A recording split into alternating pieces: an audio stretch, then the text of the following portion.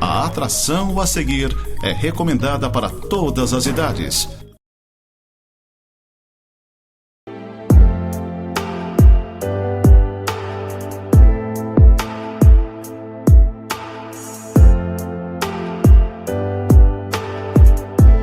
Olá, gente querida, que a graça do Senhor esteja com cada um de vocês, em meio à sua casa, em meio à sua família. Estou aqui fazendo uma das coisas que eu mais gosto, que é gravar esse programa Momento de Santidade, e eu espero que ele seja uma bênção na sua vida. Eu vou estar discorrendo nesse momento a partir de um texto do Evangelho de Lucas, capítulo 23, do verso 33 até o verso 43, onde nós somos remetidos à crucificação de Jesus. Jesus foi levado ao Calvário, onde o crucificaram, e com ele, diz o texto, 2 malfeitores, um à sua direita e outro à sua esquerda. E enquanto o crucificavam, o Senhor Jesus dizia: Pai, perdoa-lhes porque não sabem o que fazem. Depois repartem as vestes de Jesus, as autoridades que estavam ali começam a zombar do Senhor, os soldados começam a escarnecer, enfim. Um dos malfeitores que estavam crucificados com Jesus começa a blasfemar e dizer: olha, se você é o Cristo, salva-te a ti mesmo e a nós também. E o outro, então, do outro lado, começa a dizer: olha, nós estamos aqui porque os nossos atos nos trouxeram até aqui. E ele faz um clamor ao Senhor Jesus, dizendo no verso 42, Jesus, lembra-te de mim quando vieres no teu reino. E Jesus então lhe respondeu: em verdade te digo que hoje estarás comigo no paraíso. Esse é o texto sobre o qual eu quero meditar com você. Evidentemente nós estamos aqui sendo remetidos ao episódio da crucificação de Jesus. A cruz é a maior demonstração do amor de Deus. Presta atenção nessa frase. A cruz é a maior demonstração do amor de Deus. O apóstolo Paulo, escrevendo aos Romanos, capítulo 5, no verso 8, ele diz que Deus prova o seu próprio amor para conosco pelo fato de ter Cristo morrido por nós, sendo nós ainda pecadores. Ele prova o seu amor nos dando Jesus para morrer na cruz pelos nossos pecados.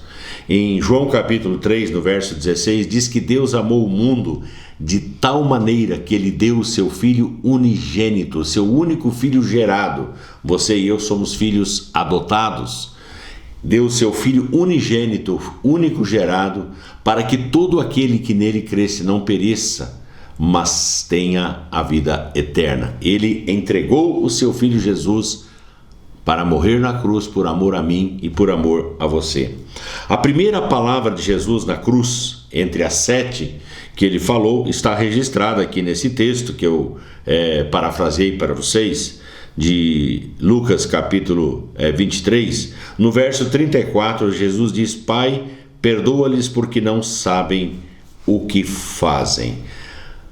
Perdão é a palavra principal. O Senhor Jesus, a primeira palavra dele é liberar perdão, mesmo que as pessoas não tenham pedido, mesmo que as pessoas não tenham se arrependido. Ele libera o perdão sobre a vida daqueles que o executavam. O perdão passou a ser, vamos dizer assim, a característica dos discípulos, dos seguidores de Jesus.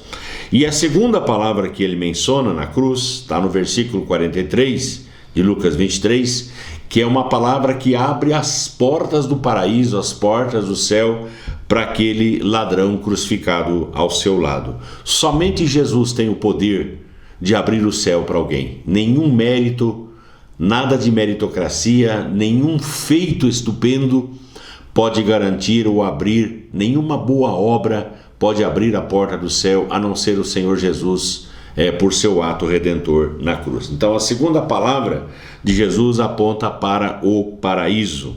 Vamos olhar um pouquinho para o Calvário. Jesus ele estava morrendo, crucificado, entre 2 malfeitores. O Evangelho de Mateus, capítulo 27, no verso 38, diz que eram ladrões. Uma visão diferenciada dos autores bíblicos, malfeitores, ladrões, enfim, alguém que viveu à margem da sociedade fazendo aquilo que era contrário à lei estabelecida. Jesus estava morrendo pelo pecado. Eu gosto dessas colocações que eu vou fazer agora. O Senhor Jesus estava morrendo pelo pecado. Um dos malfeitores estava morrendo em pecado. E morrendo em pecado estaria indo para o inferno. Então Jesus morrendo pelo pecado, um malfeitor morrendo em pecado e outro morrendo arrependido do pecado. Isso é lindo demais. Isso é maravilhoso demais. 2 daqueles que estavam ali, os 3 crucificados, 2 eram completamente culpados. Um ladrão, outro ladrão, um malfeitor, o outro malfeitor, os 2 eram completamente culpados. Um era completamente inocente. Eu acho isso aqui tremendo. 2 eram culpados, um completamente inocente. 2 estavam pagando a sua dívida perante a sociedade. Presta atenção, perante a sociedade. Ninguém paga dívida diante de Deus. Eles estavam pagando a sua dívida diante da sociedade pelo mal que haviam cometido.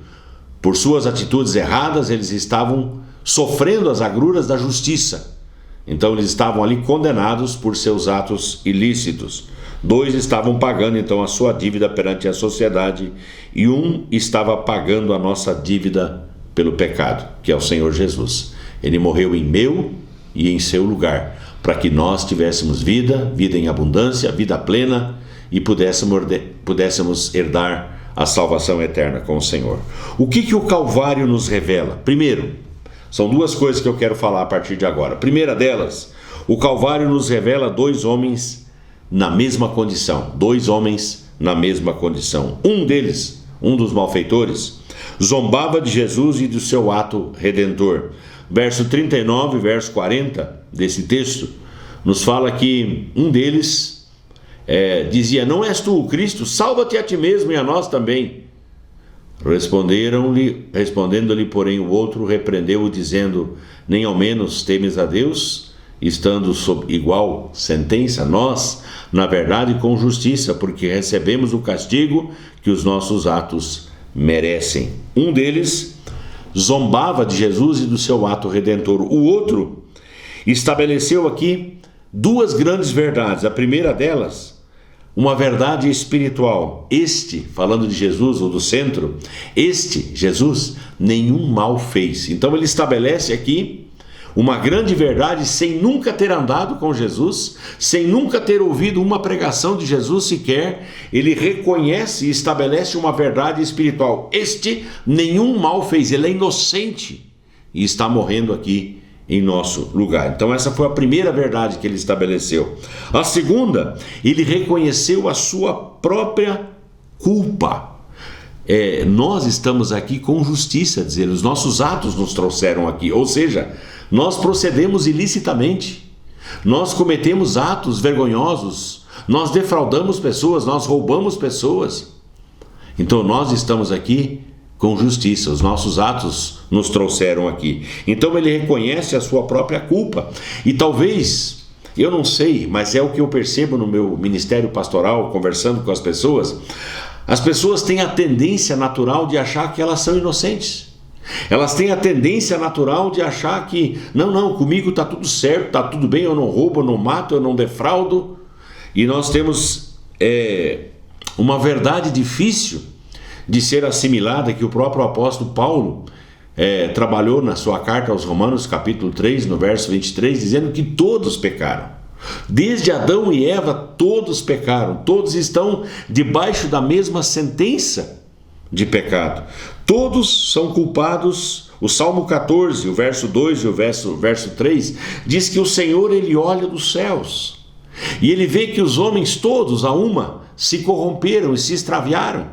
Ele percebe que todos são pecadores, que todos estão debaixo dessa sentença de maldição do pecado.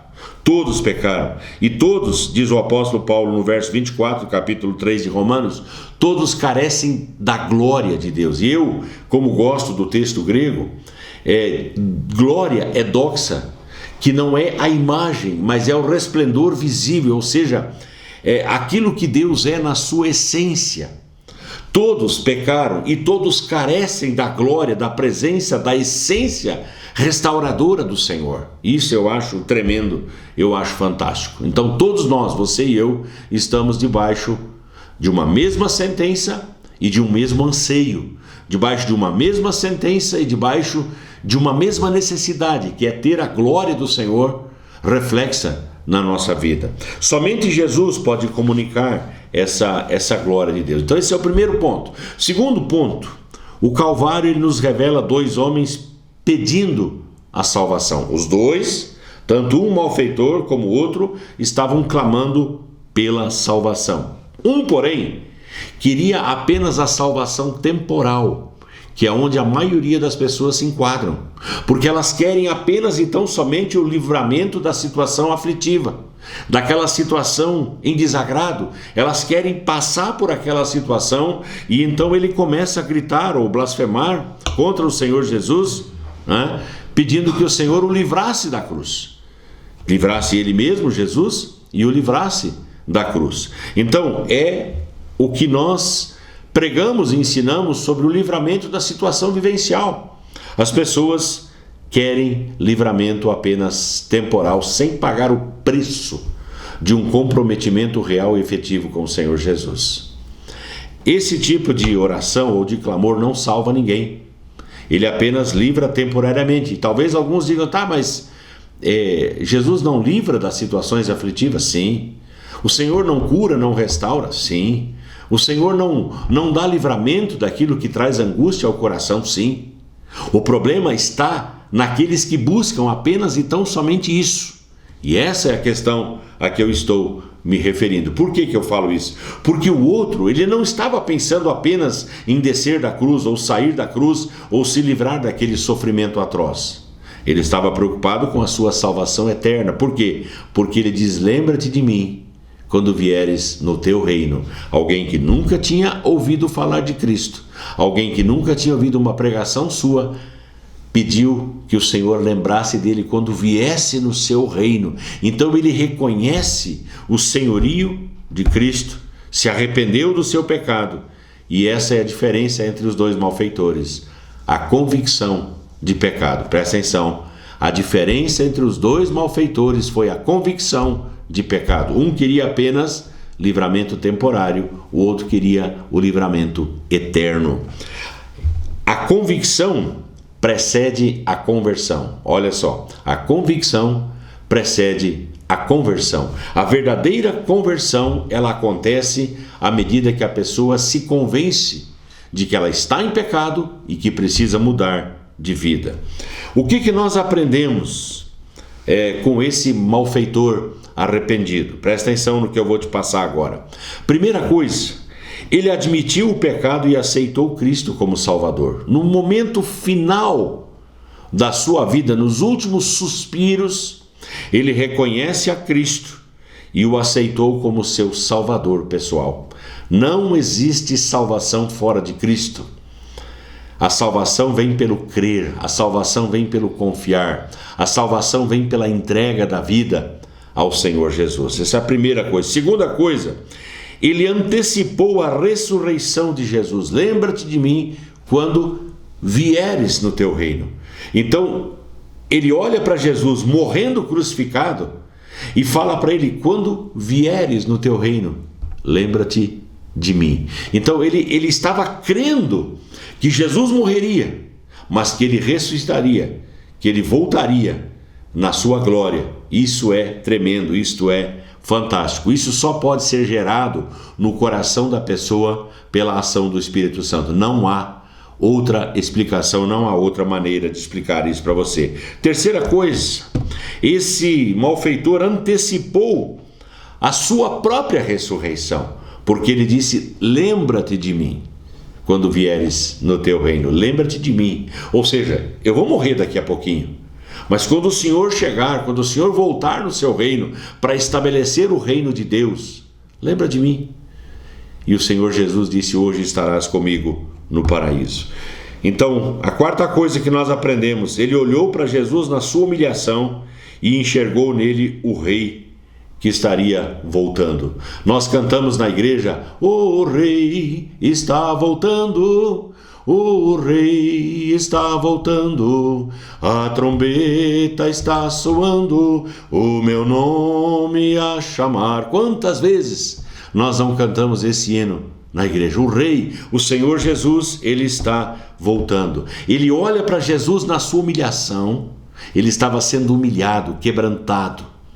E ele olha para Jesus na sua humilhação e enxerga nele o Rei que voltaria. Isto é maravilhoso, isso é tremendo. Quinta coisa que nós aprendemos, nós vemos alguém salvo na hora da sua morte. Ele foi salvo na hora da sua morte, ou seja, no derradeiro, no momento final da sua existência, ele teve fôlego para clamar pela presença do Senhor, pela manifestação do Senhor, pelo perdão do Senhor, para que o Senhor lembrasse dele quando viesse, quando voltasse na sua glória. Sexta coisa, nós vemos alguém salvo após uma vida inteira de iniquidade. Isso aqui é muito importante. Alguém salvo após uma vida inteira de iniquidade. Eu já escutei tantas pessoas dizerem: pastor, mas a pessoa vive no pecado, a pessoa vive de maneira errada e lá no final ela se arrepende. Como que pode? Ela vai ser salva? E eu tenho que dizer sim, por incrível que pareça, sim. O Senhor Jesus, ele contou uma parábola, a parábola dos trabalhadores na vinha, aonde o patrão, o Senhor, ele vai e contrata trabalhadores na primeira hora do dia, manda para a vinha, acerta o salário com eles, manda eles para a sua vinha. Depois chega ao meio-dia, ele encontra pessoas paradas e fala assim: vão vocês também trabalhar na minha vinha? Acerta o salário com eles. E lá no final do dia, na hora 1/10, o texto explica, ou seja, faltava 1 hora para acabar a vida útil do dia, ele fala assim: vão lá, trabalhem vocês também na minha vinha. E eles vão trabalhar 1 hora. Quando vai fazer o acerto, ele chama aqueles que trabalharam 1 hora e paga 1 denário, que era o salário de um trabalhador por um dia de serviço. Ele paga 1 denário. Os primeiros pensaram: bom, se ele pagou 1 denário para quem trabalhou 1 hora, imagina quanto que ele vai pagar para nós. Chama os do meio-dia, dá 1 denário. Chama os da primeira hora, dá 1 denário. Como? Nós trabalhamos o dia inteiro, suportamos o calor, a fadiga do dia, e nós vamos receber a mesma coisa que aqueles que trabalharam 1 hora. E aqui entra um princípio que nós temos dificuldade de entender, que é o princípio da graça. O que Deus tem a dar para mim, Ele dá para você, e o que Deus tem para dar para você, Ele dá para mim, é a mesma coisa. Não vou entrar aqui na discussão do galardão, que é uma outra conversa que demora para a gente abordar isso, mas a graça do Senhor, ela nos nivela. O perdão é o mesmo, a salvação é a mesma, o céu é o mesmo. Ah, pastor, mas aqueles que trabalharam mais tempo na obra, sim, que privilégio. Eu cheguei à fé no dia 29 de maio de 1980. Desde lá eu sirvo a Jesus. Tem gente chegando à fé agora, e nós sabemos que em breve o Senhor se manifestará, e o que nós vamos receber, o que eu vou receber, e o que se converteu agora, por exemplo, nesse final de semana nós tivemos conversões na igreja, graças a Deus. Essas pessoas vão receber a mesma coisa que eu recebo, e que minha avó, falecida avó, que andava com Jesus, a Oma, como nós chamávamos, a avó Otília, ela vai receber a mesma coisa, eu vou receber a mesma coisa, e aqueles que se converteram ontem vão receber a mesma coisa. Isto é graça. Não existe escalonamento. Se você quer falar de escalonamento, você vai olhar para o governo. O governo vai falar de privilégios para os seus acercados. No reino de Deus é equidade, no reino de Deus é justiça, no reino de Deus é graça. Então é isso que eu tenho para dizer para você. Sétima coisa, nós vemos alguém salvo sem batismo e sem santa ceia. Uau! Quer dizer que o batismo não é importante, pastor? É muito importante. Quer dizer que a santa ceia não é importante? Santa ceia é importante. Nós celebramos a santa ceia na igreja todo o primeiro domingo do mês. A santa ceia é onde nós entendemos o sacrifício remidor de Jesus, e nós rememoramos, nós participamos, nós celebramos, nós festejamos. O batismo é um momento de extrema alegria na vida da igreja. Nós batizamos pessoas que se converteram, que foram salvas do seu pecado, e elas passam a integrar o corpo e a fazer parte da família. Não existe batismo de criança. O batismo bíblico é o batismo nas águas por imersão. Então assim, é importante. Mas o batismo não tem poder e nem efeito salvífico. A ceia também não. Algumas pessoas acham: não, eu tomei a ceia, agora estou salvo. Não, se você não mudar de vida, não tem salvação. O batismo também não tem poder de salvação. Esse ladrão da cruz, Ele morreu sem batismo. Ele morreu sem participar da ceia. O Senhor Jesus disse: hoje estarás comigo no paraíso. Ou seja, não foi batizado e não tomou a ceia, mas é a exceção. Para mim e para você, que temos fôlego de vida, que estamos vivendo decentemente, para nós o batismo ele é essencial, ele é necessário como resposta de fé, como dizendo para a sociedade, para as pessoas: eu mudei de vida. E a Santa Ceia é o momento auge, vamos dizer assim, da vivência da comunidade, da igreja, enfim, tá? Então, são coisas importantes. Oitava e última coisa, nós vemos alguém que tinha certeza da sua salvação após a morte. Lembra-te de mim quando vieres no teu reino. E ali ele estava morrendo.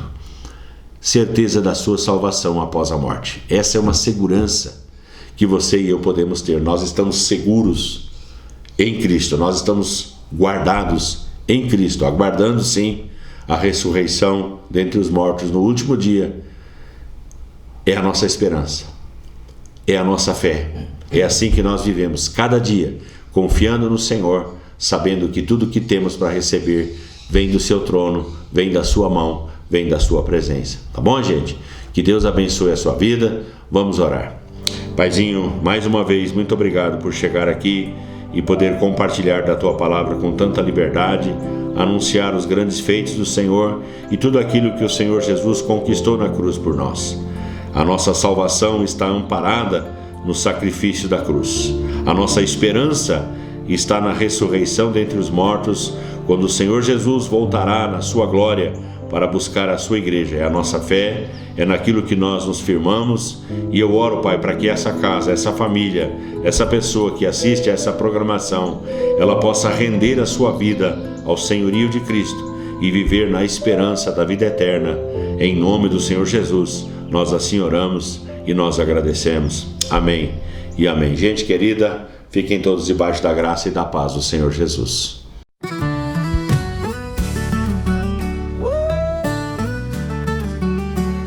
Momento sagrado que vem, transforma tudo que tem.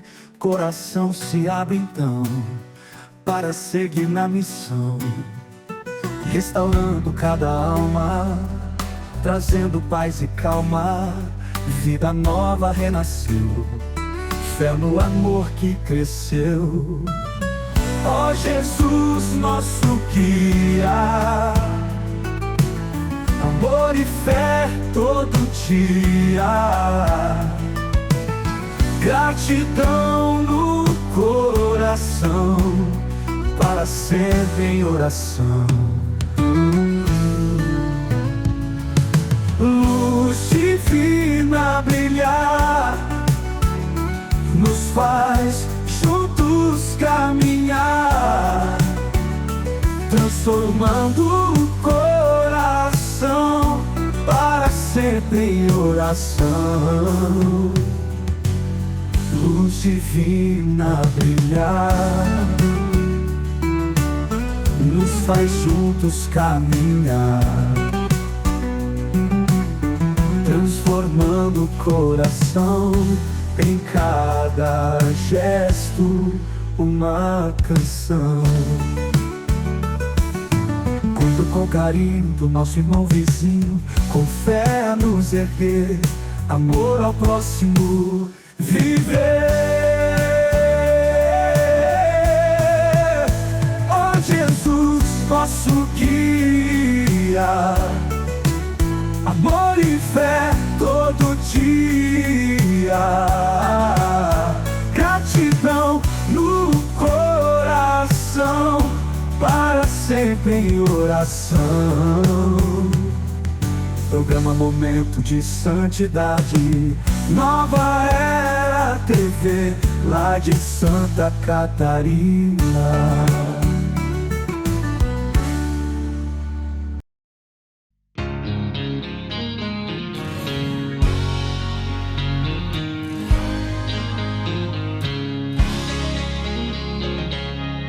Eu sirvo um Deus que faz milagres todo dia.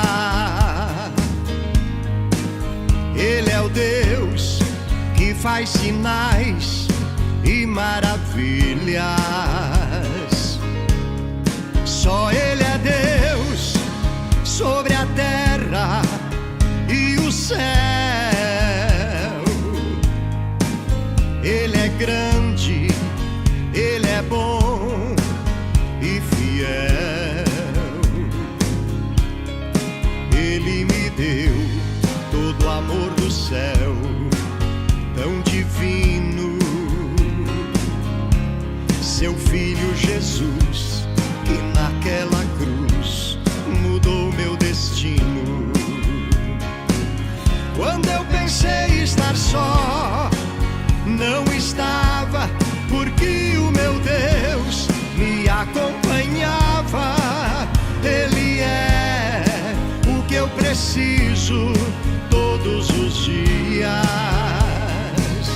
Ele é a verdade, estou seguro, pois Ele não muda, não tem variação.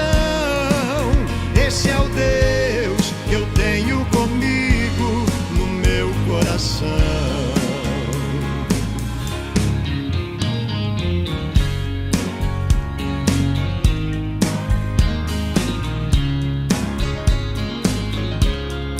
Eu sirvo um Deus que faz milagres todo dia. Ele é o Deus que faz sinais e maravilhas. Só Ele